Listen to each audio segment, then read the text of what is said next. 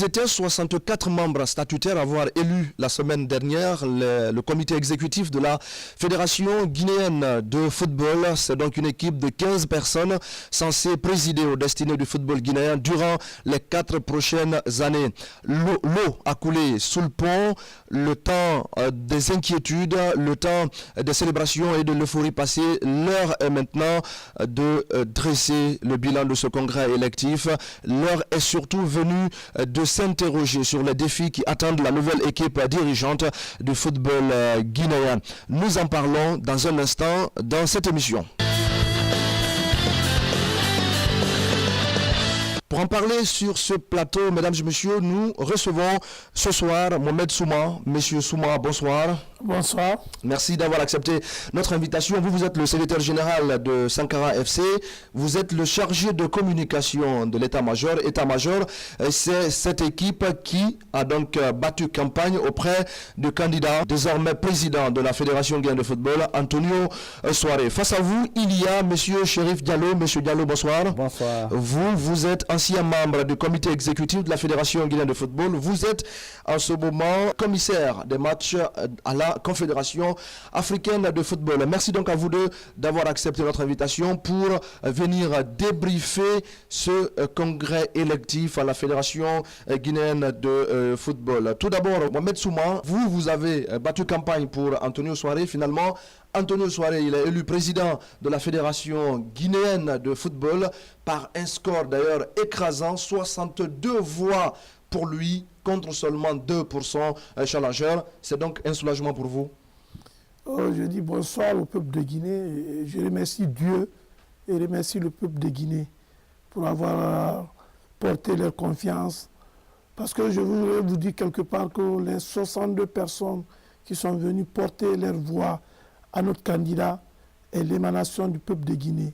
C'est le peuple de Guinée qu'on doit remercier. Nous sommes très contents aujourd'hui parce que le travail sur lequel on a battu pendant plus de 2 mois a abouti. C'est vraiment un ouf de soulagement pour l'état-major qui entoure le président Antonio Souaré. Alors, plusieurs semaines de campagne, ça a été difficile pour obtenir ce résultat? Vous savez, il fallait parcourir tout le pays, convaincre les électeurs et les faire adhérer au programme de société que le président Antonio Souaré avait déjà conçu pour la jeunesse de Guinée. À quel moment s'est jouée cette victoire d'Antonio Souaré? Non, moi, je vous avais déjà prédit depuis le début de la campagne, après notre tournée dans les différentes régions administratives du pays, quand nous sommes rentrés, je suis passé sur beaucoup d'ondes, sur plusieurs radios de la place et sur la radio nationale pour leur dire que le score était déjà acquis et qu'on partait avec 62 voix et ce qui s'est concrétisé dans la salle. Je suis vraiment comblé aujourd'hui de joie. Chérif Diallo, alors vous avez suivi quand même de très près ce congrès électif à la Fédération guinéenne de football. Je précise que vous étiez candidat pour la présidence aussi de la Ligue guinéenne de football amateur. Donc, vous visiez indirectement le comité exécutif de la Fédération guinéenne de football parce que si vous étiez élu à la tête de la Ligue amateur, vous serez 3e vice-président de la fédération. Ça n'a pas été le cas pour vous. Est-ce que vous êtes déçu? Donc, je ne suis pas déçu. Donc, je n'ai pas visé la Ligue amateur pour venir comme vice-président. J'ai visé la Ligue amateur parce que l'expertise que moi j'ai au niveau de la Ligue amateur, au niveau des clubs amateurs, au niveau de diplôme de football, ce qui m'a poussé à apporter ma candidature à ce niveau. Sinon, bon, moi, si on me demandait siéger au niveau du comité exécutif, je crois que quand vous êtes président de la Ligue amateur, ça porte peu. Le travail, c'est sur le terrain à la base. Il faut mieux travailler, plus développer le football à la base, parce qu'on a vu aujourd'hui, le football, c'est la base, c'est une pyramide. Mais malheureusement, la pyramide est renversée chez nous. Donc, avec les nouvelles réformes que la fédération doit mettre en place, mieux vous travaillez au niveau de la Ligue amateur. Donc, la fédération s'en servira qu'à contrôler ce que la Ligue amateur doit faire. C'est pourquoi j'étais candidat au niveau de la Ligue amateur. Ce n'est pas juste pour occuper un poste au niveau de la fédération, c'était juste pour apporter ma contribution et que de l'expérience que j'ai depuis une dizaine d'années. Vous n'avez pas quand même de regrets aujourd'hui? Non, tout à fait, je n'ai pas de regrets. Je suis encore là pour le football, je peux les accompagner en fonction de ce que c'est fait. Comment vous avez vécu ce congrès électif à la Fédération guinéenne de football? Bon, malheureusement, je n'étais pas dans la salle. Je n'ai pas été invité officiellement par le CONOR, qui est vraiment dommage en tant qu'ancien membre de la Fédération de football. Je l'ai lu au niveau de la presse, comment ça s'est passé. Bon, je crois que j'ai assisté souvent à des assemblées extraordinaires. Si ça a été respecté comme tel, au niveau de l'Assemblée, je crois qu'il n'y a aucun problème. Donc, mieux vaut aujourd'hui féliciter l'équipe qui est passée là et que les écouter, parce que c'est dommage que pendant la campagne, vous n'avez aucun candidat qui a présenté un programme, malheureusement. Parce qu'en général, il faut adhérer à un programme pour essayer de voir le programme, c'est tel, il promet. Et ensuite, vous regardez, attention, tu n'as pas fait cette affaire. Mais malheureusement, je vois des affiches dans la ville avec des slogans. J'ai dit, mais où est le programme? Aucun candidat n'a présenté officiellement. On a entendu tout à l'heure Mohamed Souma dire qu'ils ont parcouru le pays entier pour faire comprendre aux électeurs le programme proposé par leurs candidats en faveur du football guinéen. Oui, bon, le programme, moi je ne le connais pas, je ne l'ai pas vu. Vous aussi en tant que journaliste, vous ne l'avez pas vu. C'est tellement, ils peuvent le dire, peut-être que lui le connaît, le programme, je ne sais pas. Bon, il peut l'étaler ici, parce que moi je ne l'ai pas lu. Et personne, je crois, ne l'a lu. Donc je ne sais pas sur quelle base ils sont partis à l'intérieur pour convaincre les gens. Que ce soit de ce camp ou de l'autre camp, je ne sais pas sur quelle base les gens ont fondé leur campagne. Leur choix. Ouais. Mohamed Souma. Écoutez, je vais vous dire quelque part que le programme de société de notre candidat à l'époque, M. Antonio Soare, aujourd'hui président de la Fédération guinéenne de football, s'est allé sur quatre bases. D'abord, le développement du football à la base, que M. Diallo dit aujourd'hui au niveau du football amateur. La formation des formateurs, la mise en place très prochaine des différentes infrastructures au niveau des différentes régions administratives du pays, et puis la restructuration de l'administration du football guinéen. C'était un peu les quatre paliers sur lesquels on s'est battu pour adhérer les électeurs aux causes pour accompagner notre candidat.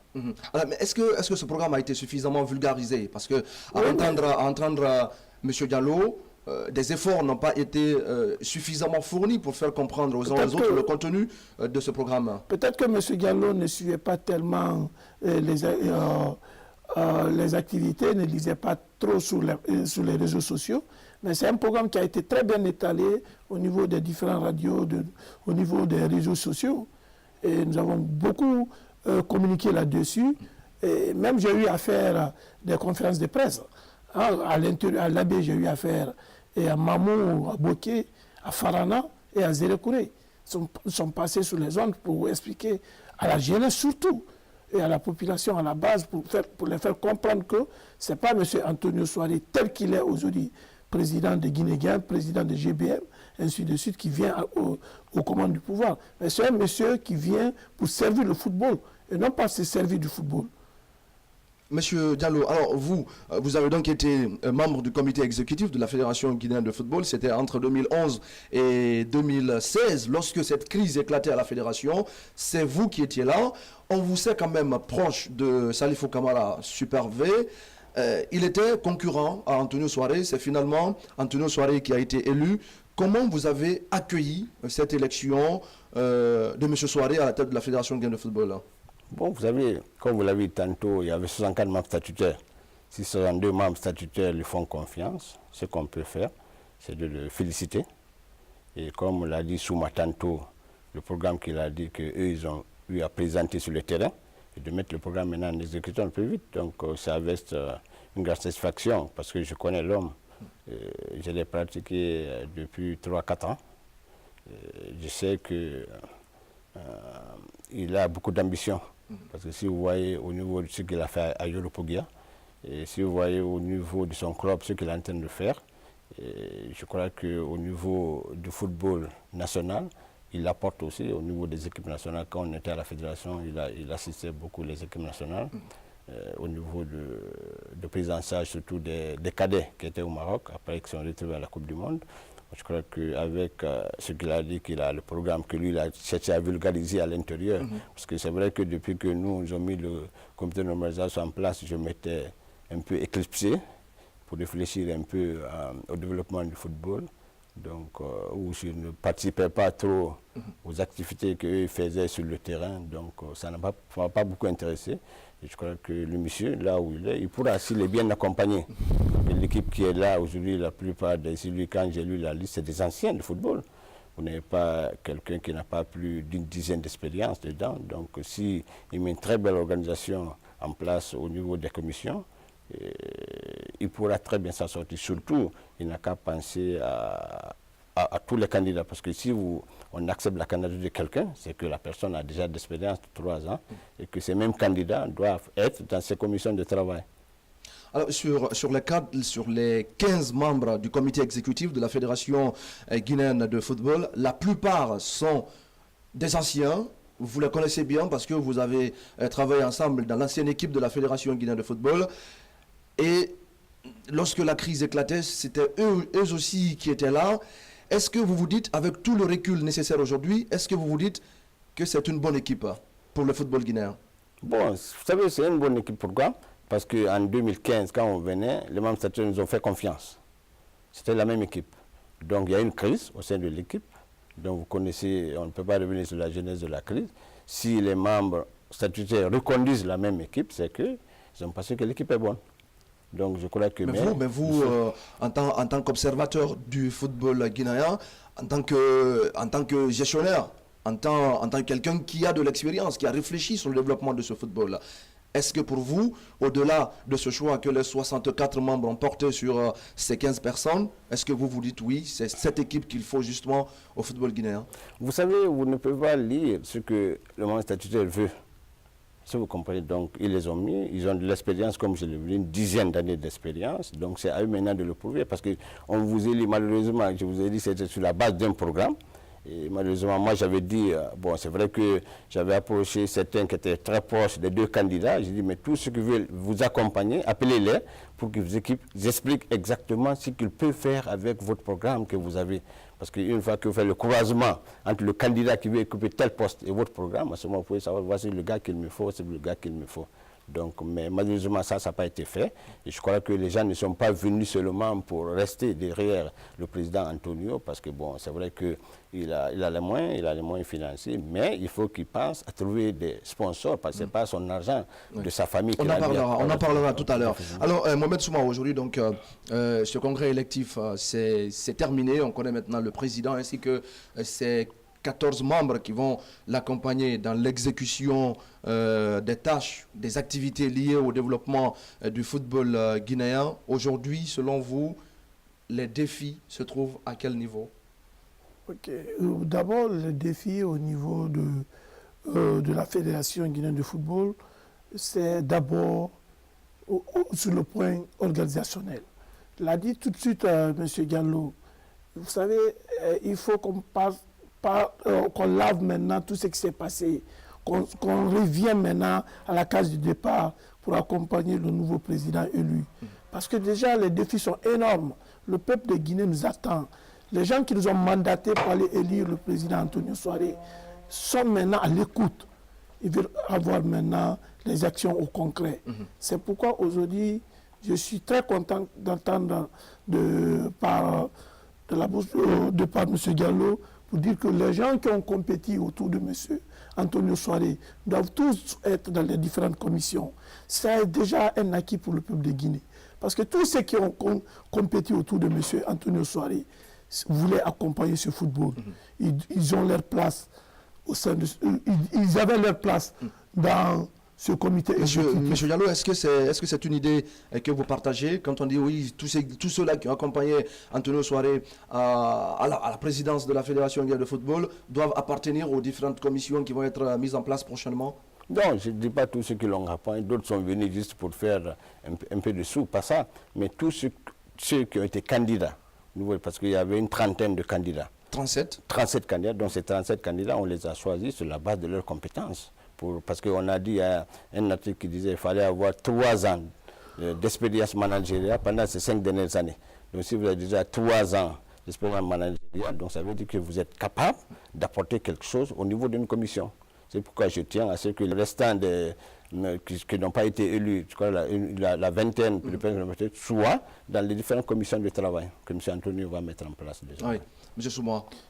Oui, déjà, c'est une proposition que nous, État-major, nous avons proposé au nouveau président élu, parce que nous serons là autour du président Antonio Soare comme les seconds, c'est-à-dire les sentinelles, pour voir ce qui se passe au sein de la fédération. Parce que nous n'allons pas nous mettre à parcourir tout ce pays, à convaincre tous ces électeurs et laisser M. Antonio Soare travailler. Nous allons être là au chevet de M. Antonio Soare pour l'accompagner. Et nos petites expériences, parce que nous n'avons pas tellement duré dans les rangs du football, mais nous sommes très optimistes que M. Antonio Soare va nous écouter. Et au jour d'aujourd'hui, M. Antonio Soare est à l'écoute de la jeunesse. Et je sais que ce qu'a apporté tout de suite M. Diallo, et ça sera pris en compte. Nous allons lui soumettre ça. Donc, pour résumer pour vous, le premier défi qui se pose à la nouvelle équipe dirigeante du football guinéen, c'est un défi organisationnel. Il faut l'organisation. C'est pourquoi le défi organisationnel, c'est pourquoi nous avons eu monsieur le président élu à penser à mettre en place dès le premier jour et à reconduire monsieur Ibrahim Bari Blasco, qui atteint aujourd'hui un niveau... Poste de secrétaire général. Poste de secrétaire général, qui a atteint aujourd'hui un niveau de sommité. Il faut le dire, M. Bari est une référence aujourd'hui sur le plan administratif au niveau du football. Et avec lui, quand nous nous appuyons beaucoup de ses connaissances, de ses relations, il pourra nous aider à bien organiser, à bien structurer notre football. C'est pourquoi nous avons eu confiance à cet homme. Et M. Soare, il a martelé par un acte. Ouais. Chérif Diallo, pour avoir appartenu au comité exécutif de la Fédération guinéenne de football, principalement, quels sont aujourd'hui les défis qui se posent à cette nouvelle équipe? Est-ce que c'est un défi d'abord organisationnel ou est-ce que c'est un défi de moralisation? Parce qu'à ce niveau, il y a eu des problèmes par le passé. On a accusé l'ancien président, par exemple, d'opacité dans la gestion de la chose qui appartenait à la Fédération guinéenne de football.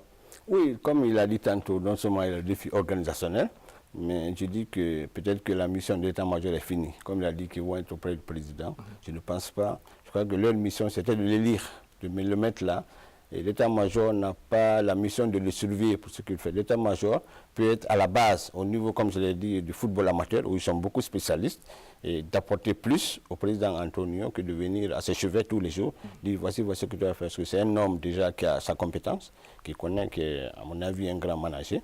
Parce que quand vous êtes président de la fédération, vous êtes le manager. Donc vous devez juste structurer, mettre une bonne organisation comme il a dit en place, et essayer de partir surtout une organisation un peu horizontale, pour que chaque acteur puisse jouer son rôle.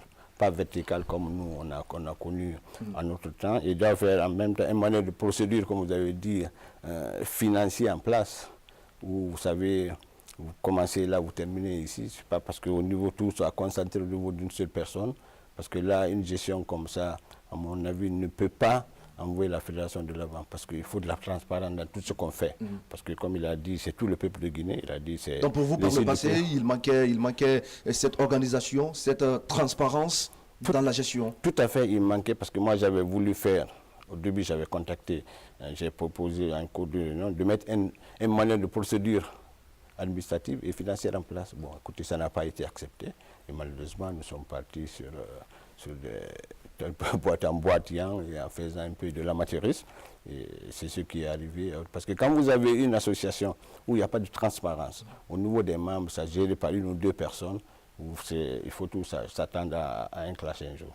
Ouais. Donc aujourd'hui, le défi de moralisation, ça c'est au niveau du comité exécutif de la Fédération guinéenne de football. Maintenant, le football, de façon générale, dans notre pays, c'est l'un des sports populaires en ce moment en Guinée. Avec l'expérience que vous avez acquise, le football guinéen a besoin de quoi aujourd'hui? Aujourd'hui, le football guinéen a besoin d'une formation des acteurs, que ce soit les jeunes footballeurs qui le pratiquent à la base, que ce soit ceux qui gèrent au niveau des équipes nationales, parce qu'ils ont besoin d'une grande formation, de restructuration, pour essayer de professionnaliser petit à petit notre football à partir de la base jusqu'en haut. Parce que c'est vrai que l'amateurisme va rester à la base, mais pour que le petit pratiquant qui est à la base, là, il monte au niveau professionnel, qu'il atteigne vraiment, pour qu'il sache comment se tenir sur un terrain. Parce que j'ai lu avant-hier, malheureusement, ce qui se passe maintenant en Zambie, concernant l'intendant, qui s'est mal comporté et qui a été envoyé, et certains joueurs qui étaient sur le banc et qui sont mal comportés en lançant certaines choses sur l'entraîneur principal qui les a sélectionnés. Ça, c'est un manque de formation. On rappelle déjà que l'intendant du Sili Junior est suspendu de ses fonctions. Oui, il est suspendu de ses fonctions. Je ne sais pas ce qu'il a fait. Mais bon, ça, c'est le choix des hommes, malheureusement, parce qu'on ne peut pas choisir un intendant parce qu'on est amis, parce qu'il est mon petit. Il faut le choisir en fonction de ses capacités, de ce qu'il connaît. C'est pour que, bon peut-être on va revenir là-dessus après. Moi, j'avais fait une proposition pour le choix des intendants, je ne sais pas si je peux en parler, que les anciens footballeurs soient choisis comme intendants. L'intendant, ce n'est pas celui qui transporte les ballons, ce n'est pas celui qui transporte dans les filets, c'est celui qui est là et qui sait accompagner l'entraîneur quand, des fois, dans la communication, c'est très important, le message que vous faites passer aux joueurs, parce que l'intendant, c'est l'ancien footballeur connaît comment faire passer un message, parce qu'il est déjà passé par là, il sait quand il y a des fois des problèmes, il peut les calmer, mais si vous prenez quelqu'un petit comme ça, juste pour transporter le ballon parce qu'il est intendant, je crois que, ma foi, pour que peut-être vous partagez sa prix, ou, ma foi, c'est ce qui est arrivé comme ça au niveau de l'équipe junior, malheureusement. Mohamed Souma, une première partie de votre mission donc atteinte, votre candidat est aujourd'hui à la tête de la Fédération guinéenne de football, mais pour être aujourd'hui gérant d'un club en République de Guinée, le football guinéen, selon vous, a besoin de quoi? Qu'est-ce qu'il faudrait aujourd'hui à cette nouvelle équipe dirigeante du football guinéen pour réussir sa mission? Bon, la première des choses, comme l'a dit M. Diallo, il faut divulguer beaucoup la formation. La formation, surtout des formateurs. Nous, les formateurs, aujourd'hui, nous avons besoin d'être formés, avoir beaucoup de manuels de communication, parce que ça compte beaucoup aujourd'hui au niveau. Vous avez vu, ce n'est pas n'importe qui peut se lever un beau matin pour être responsable sportif. Il faut avoir au moins quelques niveaux, que ce soit sur le banc, pour être responsable sportif. C'est pourquoi nous avons besoin d'être trop formés. Et aujourd'hui, peut-être qu'avec l'arrivée de M. Soiré, nous sommes convaincus que nous aurons beaucoup de formation, parce qu'il nous a déjà promis. Alors, défi de formation, Chérif Diallo, l'autre problème qui se pose aujourd'hui au football guinéen, c'est son financement. Les sponsors se font rares, et également ceux-là qui mettent leur argent, les mécènes ne sont pas nombreux dans ce pays. Je précise à nos fidèles téléspectateurs que Chérif Diallo vient de publier un mémorandum. Le titre, c'est « Projet de réforme du football guinéen ». Faire de la formation un axe stratégique pour le développement de notre football. C'est donc un petit document qui compile en quelque sorte les propositions de cet ancien membre de la Fédération guinéenne de football en faveur du développement du football guinéen. Alors aujourd'hui, cette question de financement, comment la nouvelle équipe pourrait-elle s'organiser pour avoir le financement nécessaire au bon fonctionnement du football? Vous savez, dans le football, il y a d'abord l'apport du pays, du gouvernement, dans le développement du football, parce qu'il faudra que le gouvernement essaie de définir une bonne politique d'accompagnement de la fédération. Deuxièmement, ce sont les sponsors. Il ne faut pas jouer avec les sponsors. Et les sponsors ne peuvent pas venir si vous n'avez pas des bons terrains de compétition.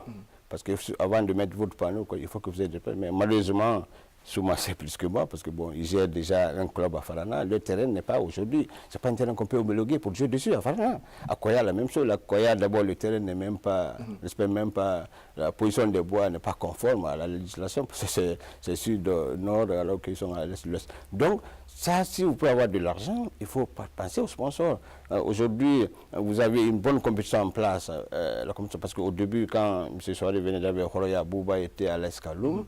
Donc, vous savez, il y avait une bonne communication. Et le stade, quand on disait à Escaloum, Horoya, il y avait du monde qui venait. Moi, je me souviens quand j'étais en 2002 président, parce que j'ai fait 10 ans comme président de Ligue de Afia, donc il y avait un grand engouement à l'époque. Mais c'est vrai que ce n'est pas le professionnalisme, mais on payait régulièrement nos joueurs. Il y avait fait à Saint-Telmont, ce fait Benoît, moi j'étais dans le Afia, donc c'était des grandes rencontres. Donc on a vu avec l'arrivée des mécènes, mais malheureusement, Ça ne fait que diminuer l'attente. Pourquoi? Il faut que se poser cette question aujourd'hui. Pourquoi les gens ne viennent plus au stade? Parce que bon, le stade, la compétition qui est là en place n'est plus attrayante. Parce qu'il n'y a pas beaucoup de communication autour, vous n'avez pas de sponsor dans le terrain, donc c'est ça, parce qu'il faut mettre maintenant les bons terrains, comme il a dit, parce que c'est vrai qu'il y avait un projet que M. Anthony avait présenté devant le président de la République pour dire qu'il doit mettre 11 ou 12 terrains synthétiques ici. La dernière fois, j'ai écouté sur une communication, il disait que les terrains seront là bientôt, donc il faut essayer de voir, mettre ces terrains vite en place, et avant que ces terrains soient en place, il faut penser à une autre compétition à mettre en place, parce que je l'ai proposé dans mon livre, où il faut voir comment la Ligue 1, qui est professionnelle, doit être beaucoup plus professionnelle. Parce que le professionnel, c'est quoi? C'est d'apporter de l'argent pour la Ligue même. Mais malheureusement, la façon dont la Ligue compétit maintenant ne peut pas apporter de l'argent à la Ligue. Il faut qu'ils redéfinissent un peu cette compétition, la Ligue professionnelle, pour qu'ils aient de l'argent.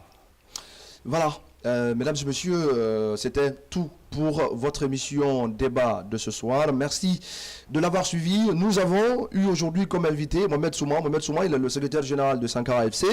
Il est aussi le chargé de communication de l'état-major. L'état-major, c'est cette équipe qui a donc porté, soutenu la candidature d'Antonio Soare à la présidence de la Fédération guinéenne de football. Merci beaucoup, M. Souma, d'avoir accepté notre invitation.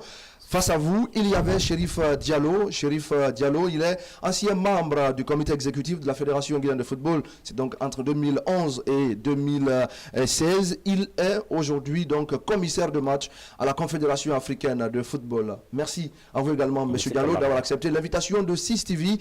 Grand merci également à toute cette équipe dynamique qui m'aide toutes les semaines à préparer et à présenter cette émission débat qui vous parvient la semaine prochaine sur les antennes de 6TV. Excellente soirée, où que vous soyez, en compagnie des programmes de la panafricaine du sport et de la culture.